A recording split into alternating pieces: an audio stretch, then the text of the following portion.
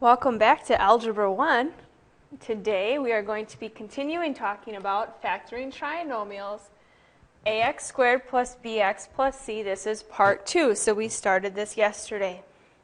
So I'm going to run through 3 more examples of factoring trinomials in the form as yesterday. The first example that should be on your note sheet is 5x squared plus 27x plus 10. So recall, for us to factor this, we need to take our first number and our last number and multiply them together. 5 times 10 is 50. Now we're going to list all of the factors of 50. 1 times 50, 2 times 25, 5 times 10, and I think that's all of them. So we're going to look at our factors of 50. And we want to pick out the factors of 50 that add to give us 27. Well, taking a look here, 2 and 25 are the 2 that add to give us 27. So we are now going to rewrite our problem. 5x squared. Instead of 27x, though, we are going to use plus 2x plus 25x, and then plus 10. Notice our problem now has 4 terms. 1, 2, 3, 4 terms. So we now group this. So we're going to group our first 2 together and our last 2 together. Once when we have our groups, we need to determine what the GCF is. Greatest common factor of each set of parentheses. So our first parentheses, it's a 5x squared and a 2x. The greatest common factor is x. So we're going to take the x out, and when we take the x out, we are left with 5x plus 2. Second set of parentheses, 25x and 10. Greatest common factor of 25x and 10 is 5, so we'll say plus 5. Dividing those both by 5, 25 divided by 5 gives us 5, so we have 5x plus 10 divided by 5 gives us 2. So we have 5x plus 2. At this step, your parentheses should be the same. They are both 5x plus 2, so that's our first parentheses. And our second one was, what did we have left? We have an x plus a 5 left. So there we factored. Now remember, you can also do this the second method that we talked about. The second method does not work on the first time. Okay, this method that we just did, this works the first time you do it every time. The second method is more of a guess and check, where you set up your 2 sets of parentheses.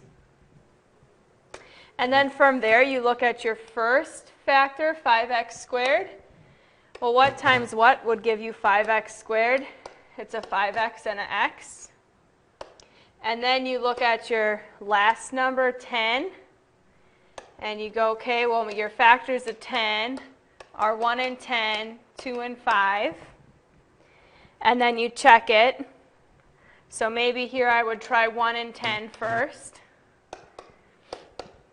And then you would have to check and keep checking until you get these 2 to combine to give you 27. So this would be 50x plus 1x, which does not work. So you could maybe try the 10 and 1 in opposite places. And once again, you would check and combine. This time, when you check, it's 5x plus 10x, which still does not give you 27. So 1 and 10 does not work. So then you can move on and try the next set, which is 2 and 5. Now, 5 times 5 is 25x, 2 times x is 2x, and that does give us our 27, so this would be factored. Notice that this sometimes can take us 3 or 4, maybe even more tries until we get the correct factors, and you have to check it to work. Either option is okay. First method, though, works the first time. Second method, it may take a few times before you get it. All right, I'm going to do the rest of the examples like this first way. If you like doing it the second way, do it the second way on your own and see if you get the correct answer at the end.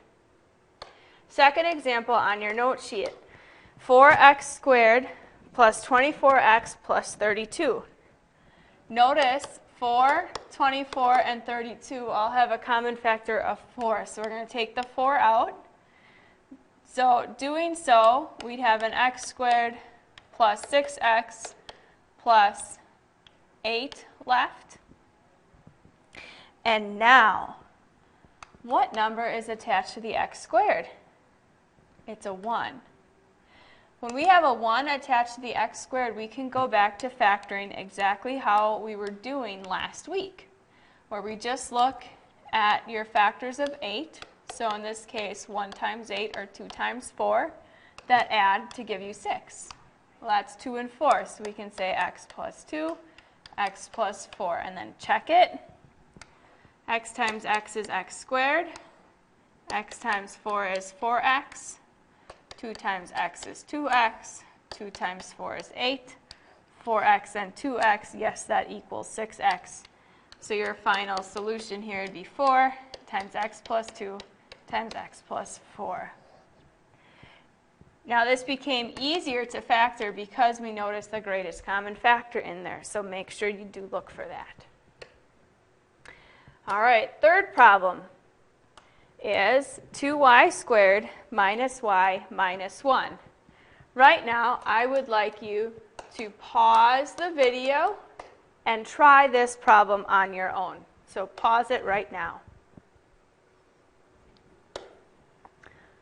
Okay, so you should have just tried this problem on your own, and let's see if you get the same solution that we get. So we take 2 times 1 to get 2. Factors are 2 is just 1 and 2.